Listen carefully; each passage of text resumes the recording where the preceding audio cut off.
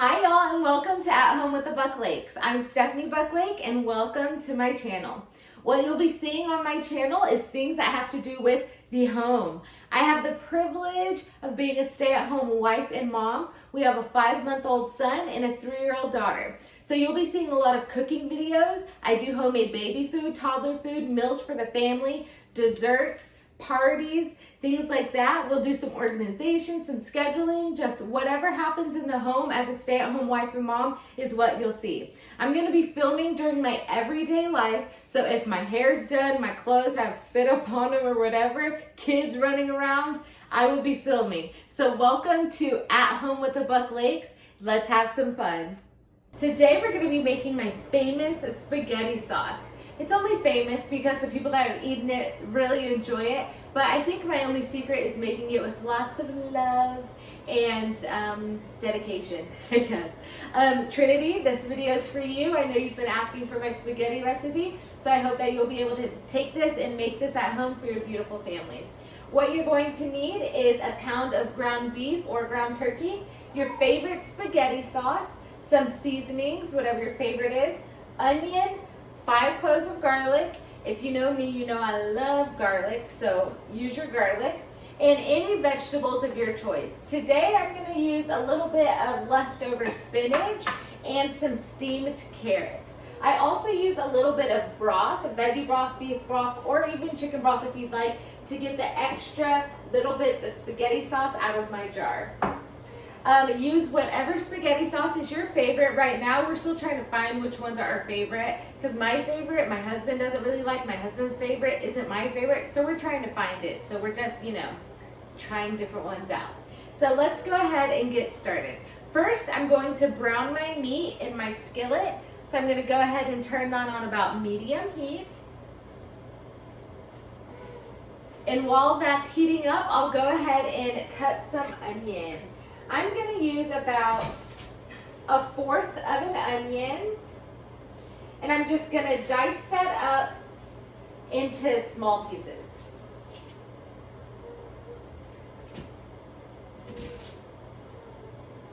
When I make spaghetti, I try to put in as many vegetables as I can.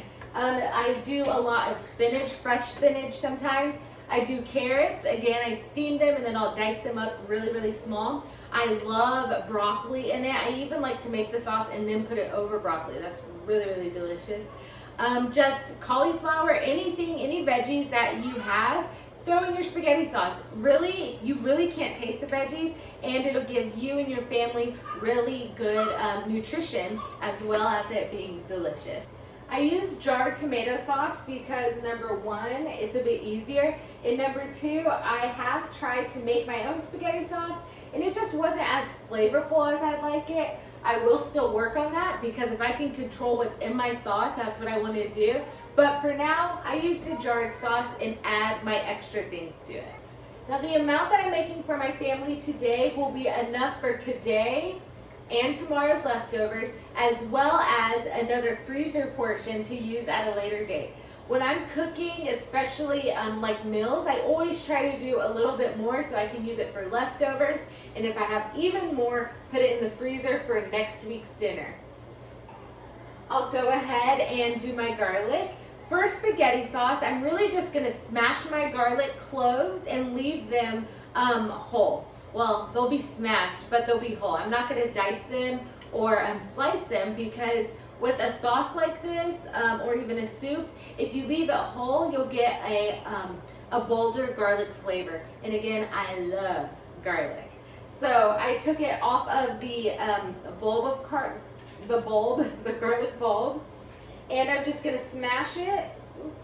Smash it with, I'm going to put the garlic clove under my knife, smash it with the palm of my hand, and now you can see it'll make the skin of the garlic come off way easier, and it is smashed how I want it for my sauce. My garlic is ready to rear. My pan is plenty hot enough, so I will go ahead and put my ground beef in there. Rinse my hands really quick, and then just break that up in my pan. That is broken down into some smaller pieces. Now it's time to season the meat. Go ahead and use your favorite seasonings for your spaghetti sauce. I'm going to use salt, onion powder. Even though we are using fresh onion, the onion powder just gives it another layer of taste. And I like a really flavorful spaghetti sauce, so we're going to add all the seasonings that we want. Garlic powder, some black pepper,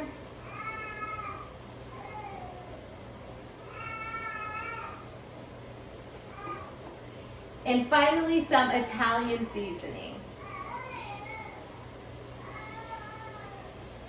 Of course, that's just going to give my meat and the spaghetti sauce a little Italian flavor that you want in spaghetti sauce, right?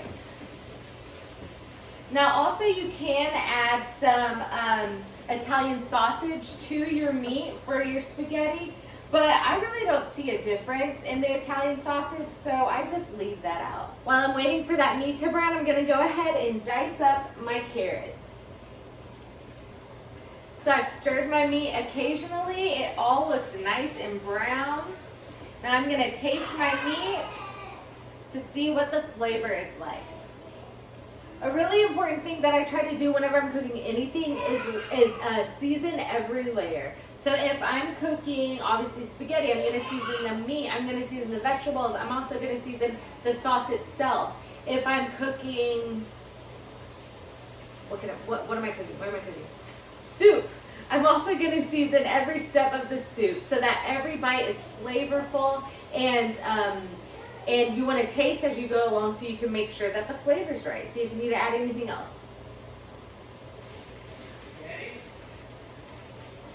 That meat is delicious. I think it just needs a little salt. I am being mindful about how much salt I'm using because our toddler is eating it. And also, you just don't want to have too much salt, I guess. I love salty food though. So if I need more salt, I'll just add it at the table. My meat is done, so I'm going to strain it to get that fat off in my sink. The meat is done, so I'm going to go ahead and strain that fat off and put my meat to the side. Yep. Not yet. Still got some time, okay? Where? This is hot. You want a piece of meat? Alright, so my meat is strained. I'm going to use the same pan. I'm just going to put a little bit of avocado oil in it. Use your favorite healthy fat. Of course, mine's avocado oil. I am not sponsored, just love that brand. And then I'm going to add my onions. You want to add first what's going to take the longest to cook. So I'm going to add my onions.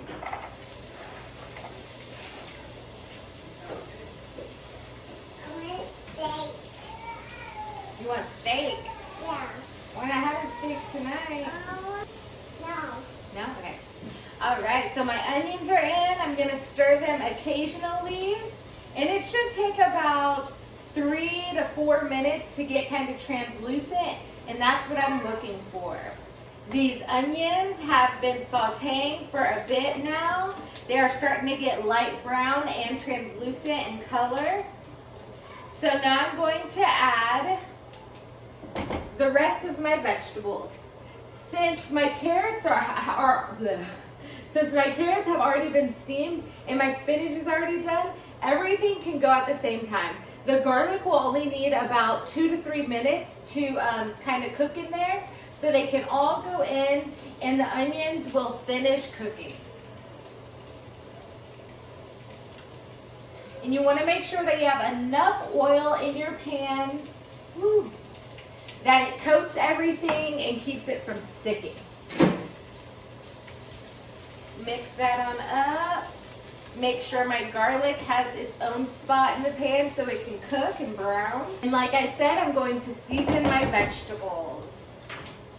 I'm going to season it with the same things that I'm seasoning my meat and my sauce with. Hit it with a little salt, garlic powder, onion powder, Italian seasoning,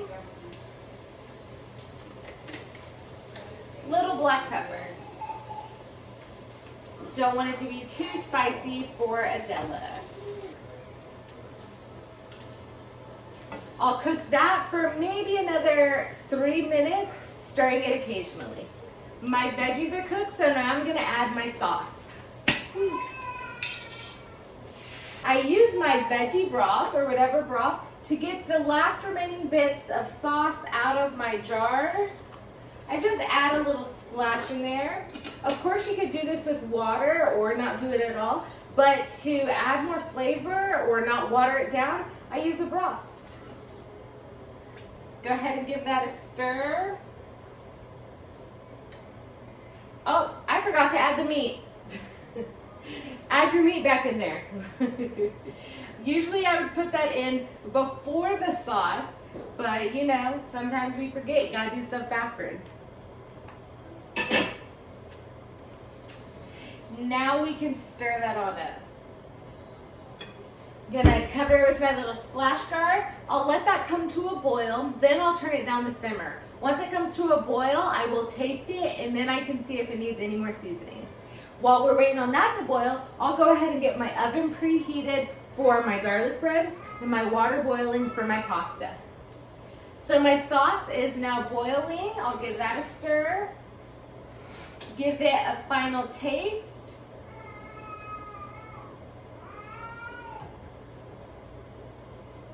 I think that's gonna need some more Italian seasoning. Sprinkle of salt. And a little bit of pepper. As I'm sure you know, the longer the spaghetti sauce cooks or marinates in the fridge even, the better it tastes. So the spaghetti sauce is gonna be good today, but even better tomorrow. You can use the spaghetti sauce on top of anything that you find appetizing. Our favorite is pasta. You can also use it on top of spaghetti squash, on top of other vegetables. Just pour it on top of some garlic bread. You're good to go. This sauce will be good in the fridge for up to 3 days and great in the freezer for at least 30 days. As I said, I'm gonna let this simmer and then I'm gonna put it on top of our pasta and we are going to chow down. I hope that you have learned something from this video, that you can make this veggie-filled spaghetti sauce for you and your family, and that y'all will enjoy it as much as we do. Thanks so much for watching and have a blessed day.